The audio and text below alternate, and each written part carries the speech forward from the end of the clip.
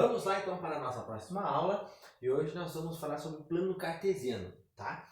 Uma herança aí do matemático René Descartes, né, que foi quem formalizou essa ideia, quem pensou e organizou essa ideia do plano cartesiano. Mas antes, só para a gente entender, a gente vai estudar isso porque plano cartesiano é uma ferramenta para o nosso próximo assunto, que vai ser funções, tá bom? Então, presta bem atenção, isso aqui vocês provavelmente já viram, a gente só vai relembrar, por isso eu vou ser breve, apenas alguns pontos bem importantes aqui eu vou recolocar, vou relembrar com vocês, porque vocês já aprenderam isso, acho que provavelmente desde o sexto ano, mais ou menos, sexto, sétimo ano, a gente já estuda plano cartesiano, tudo bem? Vamos lá, primeiro o plano cartesiano é formado por dois eixos perpendiculares, né? Então o ângulo formado entre eles é 90 graus, cada eixo recebe o nome de x e y, né? O eixo na horizontal é o eixo x, o eixo na vertical é o eixo y. Porém, observe esses dois nomes: abscissa e ordenada. Em vários lugares, em vários momentos, vocês vão se deparar com esse nome, com esses nomes, não se assustem, tá? Falar eixo das abscissas quer dizer eixo x. Falar eixo das ordenadas quer dizer eixo y. Então, dependendo do livro, do contexto, do momento, a pessoa resolve chamar de eixo x ou chamar de eixo das abscissas. Tudo bem? Às vezes também nós temos um ponto e ele fala assim, ó, ou vários pontos, ele pergunta assim, qual deles tem a maior abscissa? Se a abscissa é o x, então está querendo dizer qual deles tem o maior x, o maior valor para x. Tudo bem? Então só uma questão de nome, pode ser chamado de x ou de abscissa, pode ser chamado de eixo y ou eixo das ordenadas. Tudo bem? Vamos lá. Plano cartesiano, para que serve? Qual que é o intuito? No nosso caso aqui agora, ele serve como localização. Aliás, no geral, o plano cartesiano, a principal função dele é servir como um sistema de localização. Lembram que todo ponto no plano cartesiano, está aqui o pontinho em vermelho, ele define uma localização. Se eu tenho um determinado lugar, um terreno, uma cidade, um estado, e eu quero marcar um local específico nesse meu mapa, nesse lugar que eu tenho, então, se eu fizer um sistema de organização parecido com o plano cartesiano, eu consigo então determinar exatamente aonde eu preciso chegar, onde alguma pessoa precisa chegar, tá bom? Se vocês olharem aí em filmes, a gente vê muito isso, quando tem uma equipe lá procurando alguém, eles recebem um sinal do celular que está vindo lá das coordenadas, já viram isso, né? Aí no caso, eles usam as coordenadas dos hemisférios, para vocês aprenderem geografia, né? Os meridianos, lembra aquela parte? Tá? Então é usado em graus, mas a ideia é muito similar aí à ideia do plano cartesiano, tá? Eles usam as linhas, né, do planeta lá para se localizar. Mas vamos lá aqui no nosso caso. Todo ponto ele é representado por uma letra maiúscula, tá? E a gente chama esse ponto aqui de par ordenado. Por que par ordenado? Porque assim, ó, quando eu vou representar o lugar deste ponto, eu preciso ver primeiro o x, em que direção do eixo x ele está. Por isso vai aqui, ó, em primeiro lugar o x. Depois eu vou ver a posição dele referente ao eixo y.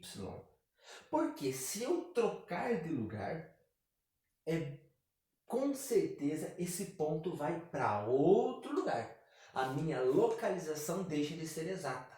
Tá? São raros os casos, né? Não sei que, por exemplo, seja assim, ó, x2, y2. Aí se eu trocar eles, tudo bem, fica no mesmo lugar, né? Mas com exceção desses casos bem específicos, se eu trocar de lugar, esse ponto vai para outro lugar. E aí, o intuito do plano cartesiano, que é localização, ele perde o sentido, tá bom? Então não se esqueçam sempre desta ordem, sempre representar um ponto como uma letra maiúscula, tá certo? E aí a gente vale a pena relembrar aqui algumas coisas importantes, tá? Eu coloquei esse ponto A nesta parte, né? A parte de cima e a direita do meu plano cartesiano. Lembra lá que todo plano cartesiano, ele é dividido, ele é repartido em 4 partes? Esta é uma, esta é outra. Lembra como que é o nome dessa parte? Cada uma dessas partes é chamada de quadrante, né? Quadrante. Vamos anotar aqui, ó. quadrante. Porque dá a ideia de um quadrado? É mais ou menos por aí, né? Esta parte que é a mais usada, onde tanto x quanto y todos são positivos, nós chamamos de primeiro quadrante, ok? Aqui é o nosso primeiro quadrante. E aí a gente vai neste sentido, né? Lembra lá como é que é chamado isso no sentido do relógio lá? Sentido anti-horário, né? E nós vamos para cá, ó. Esse é o nosso segundo quadrante, tá? Segundo quadrante. E aqui embaixo, terceiro quadrante. Desculpem a letra aí, tá? E aqui nós temos então o quarto e último quadrante. É importante observar algumas coisinhas sobre esses quadrantes, tá? A característica de um ponto que está em cada quadrante. Então, por isso eu vou marcar um ponto. Não vou especificar qual é esse ponto, tá? Só vamos pensar que vamos marcar aqui um ponto B, aqui vamos marcar um ponto C e aqui vamos marcar um ponto D. O que eu sei sobre esse ponto A? Eu não sei exatamente a localização, porque eu não tenho os valores aqui. Eu não sei quanto é o x nem quanto é o y. Mas eu posso afirmar uma coisa com certeza. Tanto o x quanto o y neste primeiro quadrante são positivos. E sobre o B? O que eu posso afirmar sobre o ponto B? Não quero saber, não vou conseguir saber exatamente agora qual o valor de x, qual o valor de y. Mas não é isso mesmo que eu quero. Eu quero saber em relação aos sinais do x e do y, que me dão essa localização, né? Será que o valor de x aqui, ó, ele é positivo ou negativo? Será que o valor de y é positivo ou negativo? É isso que é para pensar, tá? Então, sobre o ponto que está aqui, o ponto B que está no segundo quadrante, eu tenho uma afirmação importante. O x é negativo e o y é positivo. Eu vou anotar aqui no primeiro quadrante o x é positivo e o y também. Já no segundo quadrante, todos os pontos nesta área, no segundo quadrante, eu posso afirmar que o x é um valor negativo e o y é um valor positivo. E no terceiro quadrante, olha o C aqui, o pontinho C. O valor de x, será que para cá é positivo ou negativo? Pense aí. O valor de y, aqui embaixo, positivo ou negativo? Pensou? Posso afirmar então que nesse quadrante, tanto o x quanto o y são negativos. Ok? Vamos para o quarto quadrante. O que eu posso falar sobre esse ponto D? O x aqui é positivo ou negativo? E o y? Positivo ou negativo? No quarto quadrante nós temos a seguinte característica. Todo x, a posição do x, o valor do x é positivo. E do y aqui para baixo aqui é negativo. Certo? Repararam que tem uma diferencinha, né? Então, ó, primeiro quadrante, os dois positivos. Segundo quadrante, x é negativo e y é positivo. Terceiro quadrante, os dois são negativos. Quarto quadrante, x é positivo e y é negativo. Tudo bem? Então, às vezes, nós temos vários pontos espalhados no plano cartesiano e ele pergunta, determine a localização, determine a posição, o quadrante que eles estão. Opa, aí eu consigo classificar. E quando eu sei essas características, pode ser que eu não tenha o plano cartesiano e os pontos colocados no plano cartesiano. Às vezes eu tenho assim, ó, ponto F. Ponto F é menos 5 e 4. Em que quadrante ele está?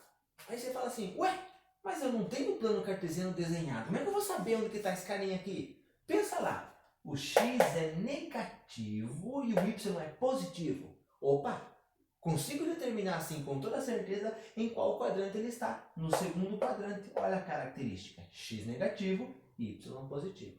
Tudo bem? Percebeu como dá certo para usar isso? Tá bom?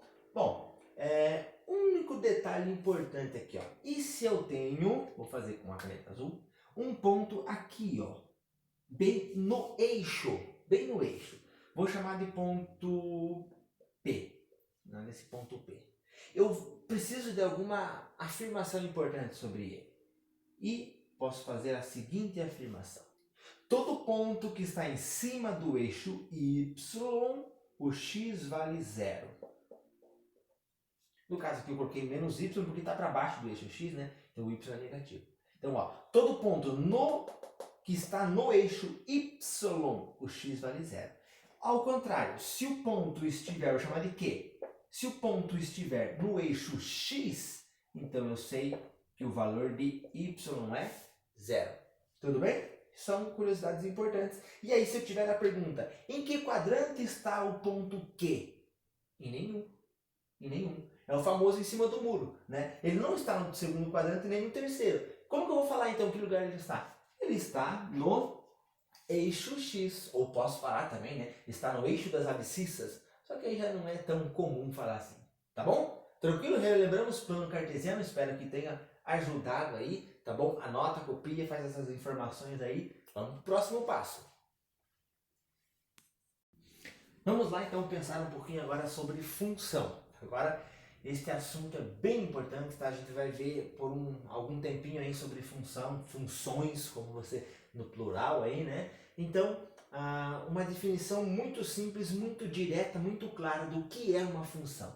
É uma relação de dependência. Relação de dependência. Como assim? Dependência no sentido de depender mesmo, tá? E para vocês entenderem, para exemplificar melhor, eu peguei uma frase aqui, ó, bem comum, sabe? Se você reparar, até você talvez já falou algo parecido com isso. É uma frase simples, ó. Vou na festa se não chover. Teu amigo te convidou, ó, amanhã tem aniversário aqui em casa, amanhã vamos fazer uma festa aqui, então nem é aniversário, vamos se encontrar e vamos comemorar, vamos comer um bolo, aí vamos comer uma carne, né? Então te convidou. Aí você falou, não, beleza, só que eu tô a pé, ou então, tua casa é longe, então eu vou pôr uma condição. Repare bem, uma condição. Eu só vou na festa se não chover. Repare que aqui existe uma relação de dependência. Existe uma relação de dependência. Agora você pensa o seguinte. Existem dois acontecimentos aqui. Tá? Virou quase uma aula de português, né? Temos dois acontecimentos aqui. Onde um acontecimento depende do outro. Consegue identificar aqui quem que depende de quem? Qual acontecimento depende do outro? Eu sei, claro que eu sei. Vamos lá. Vou na festa é um acontecimento. Se não chover, a chuva é o outro acontecimento. O que depende de quem? Nós dizemos em função, nós usamos o nome de variável ou grandezas. Tá? Pode chamar de variáveis ou grandezas. Nós temos duas grandezas, nós temos duas variáveis aqui. E uma delas é a variável dependente, a outra é a independente. Tá? E nós vamos observar isso daqui, dá para perceber muito claro. Vamos começar na variável independente. O que é independente aqui? A chuva.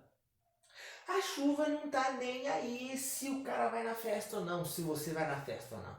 É simplesmente, vai chover agora, tá bom. Não vai chover. É independente. Então nós dizemos aqui, ó, que a chuva é a variável independente.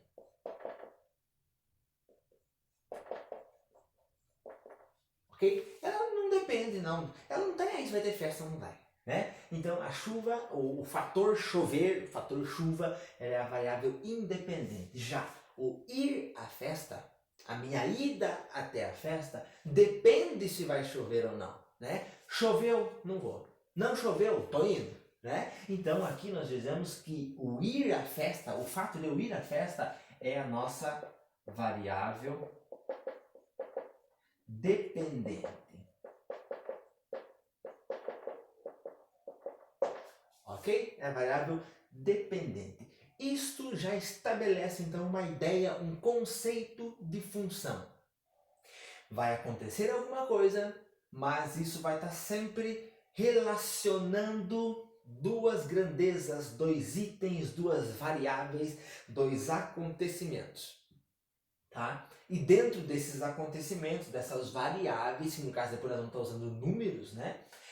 Uma vai ser a variável dependente e a outra é a independente. Tá certo? Tá? Então agora eu vou apagar aqui, a gente volta, copia isso, anota aí, faz as anotaçõezinhas importantes aí e vamos ver alguns exemplos um pouco mais para matemática, agora um pouco mais numérico, beleza? Vamos lá, vamos então para algo mais numérico, mais matemático, mais a nossa cara aí, né? Vamos lá? Bom, seguinte, Júlio foi no açougue, né, para comprar lá uma carne que ele queria lá, uma carne moída, né? Pelo preço aqui, acho que é de segunda, né? Então ele foi no açougue e ele notou esta tabelinha aqui, ó. Repare que essa tabela eu deixei para a gente completar junto uma parte dela, tá bom? E vamos pensar aqui no exemplo, tranquilamente, sem pensar com funções. Depois a gente vai ver que existe sim uma ligação, e esta ligação é exatamente o que define, o que exemplifica uma função, tá bom? Olha lá, ó. Aqui então está quantos quilos de carne, daquela determinada carne a pessoa vai querer, o Júlio ou qualquer outra pessoa, e aqui o preço a se pagar ao final, né, pela quantidade de carne comprada. Então vamos fazer o seguinte, ó. 1 quilo de carne vai pagar 15 reais. 2 quilos de carne, 30 reais. 3 quilos de carne, 45 reais. Percebeu aqui qual é o valor de 1 quilo? Não estava uma tabela, uma plaquinha, né? Oferta, carne de segunda a tantos reais o quilo. Mas na tabela dá para perceber, não dá? Que aqui 1 quilo de carne custa 15 reais. Tranquilo isso, né? Então vamos continuar, vamos preencher juntos aqui. Então se comprar 5 quilos de carne, 5 vezes 15 dá 75 reais. Né? Se comprar 10, opa, letra feia, 10 quilos de carne a 15 reais, então dá 150 reais de carne. Aí vem a parte legal.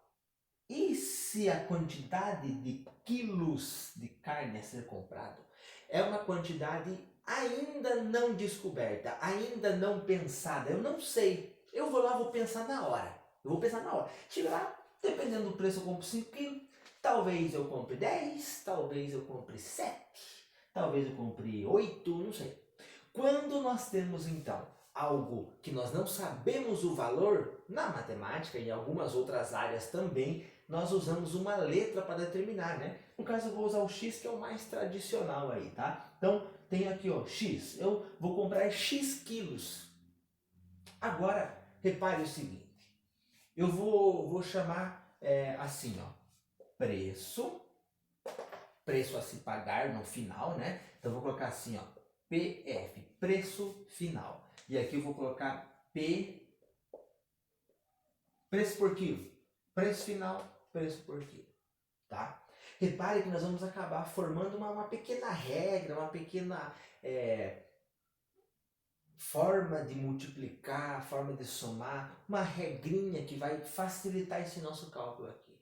Repare o seguinte, ó, se eu comprar 2 quilos, né, 2 quilos, eu vou pagar no preço final 30 reais.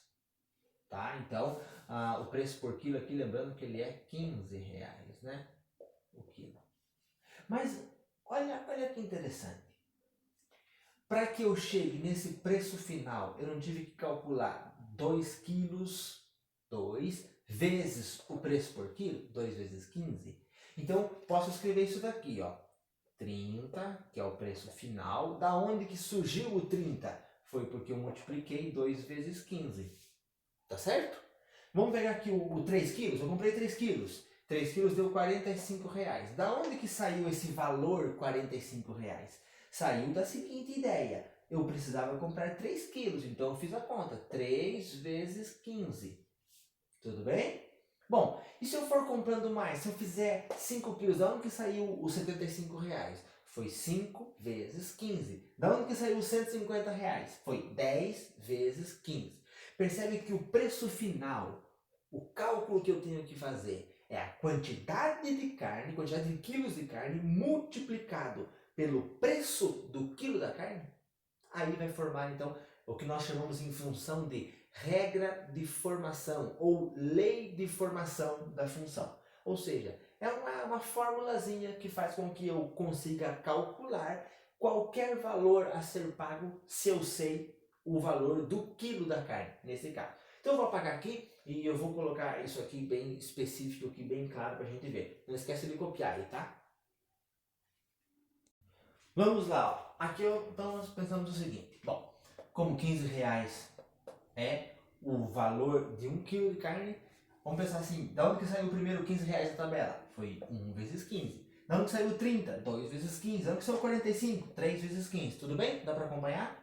Bom, então eu vou colocar aqui o 150. Da onde que saiu o 150? Foi 10 quilos vezes 15 reais.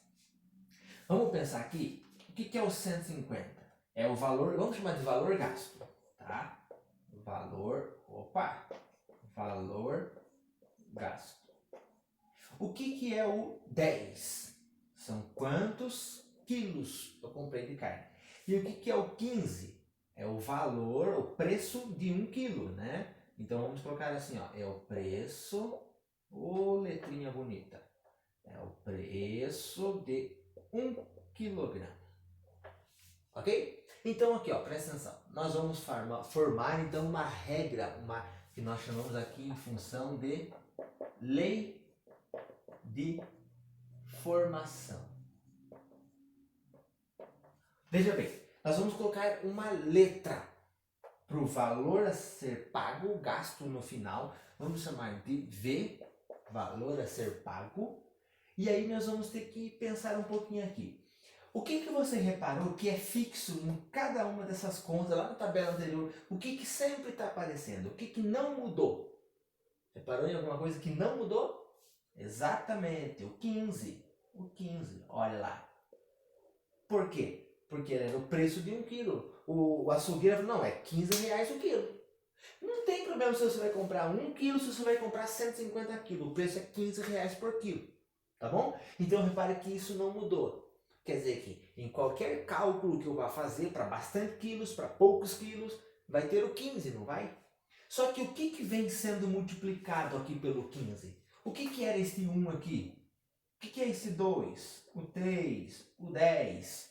Ele não era a quantidade de quilos, quantos quilos eu estou comprando dessa carne? Tá? E este quilo aqui, essa quantidade de quilos, é exatamente isso que nós vamos chamar aqui de variável. Percebe que ele está mudando? Está mudando, né? É uma variável. Mas o 15 aqui também está mudando. A outra variável. Lembra no começo que eu falei que a função é uma relação de dependência, onde uma variável depende da outra. Nós vamos ver aqui agora na prática qual variável depende de qual. Mas nós temos sempre duas variáveis. Até por isso que eu já usei uma letra para representar uma variável. Tá? A variável é o valor gasto. Já representei aqui com V. A variável quilos, eu posso colocar o K para representar quilogramas. Eu posso colocar uma outra, eu posso chamar de A.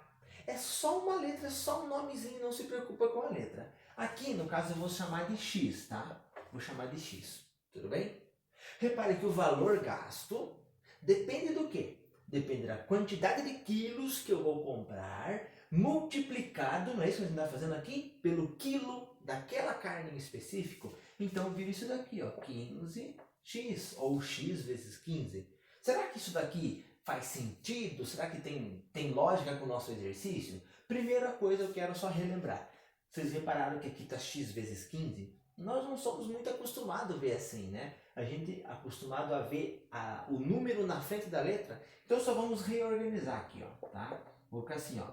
V é igual a 15 vezes x. E aqui então nós temos a nossa lei de formação desta função. E nós vamos entender então exatamente o porquê que isto é uma função. Vejam bem, nós temos duas variáveis, a variável v e a variável x. De acordo com o nosso exemplo que nós estamos usando, nós já sabemos o que cada uma delas representa, certo? A variável v representa o valor que eu vou gastar no final da minha compra lá da carne. A variável x representa os quilos, quantos quilos eu vou comprar. E o 15 representa o valor de 1 quilo. Faz sentido? Agora vem a pergunta importante. Temos duas variáveis. Qual é a dependente e qual é a variável independente? Pensou aí? A variável dependente é o V. Por quê? O valor que eu vou pagar depende de quantos quilos eu vou comprar, concorda? Então, nós dizemos que aqui, ó, o V é a variável dependente e o X aqui é a variável independente. Faz sentido? Uma está relacionada com a outra ou não está? Se eu colocar um valor para x aqui, vamos supor, eu chamei o x de 10. Seria 15 vezes 10, 150. O v vale 150. E se eu mudar o valor de x para 1, o v muda ou não? Muda, né? Se eu trocar o valor de x para 200, o v vai mudar ou não? Vai mudar. Então, uma depende da outra ou não? Existe uma relação entre as duas, né? Então, aqui, por isso nós dizemos então que função é uma relação de dependência, tá bom?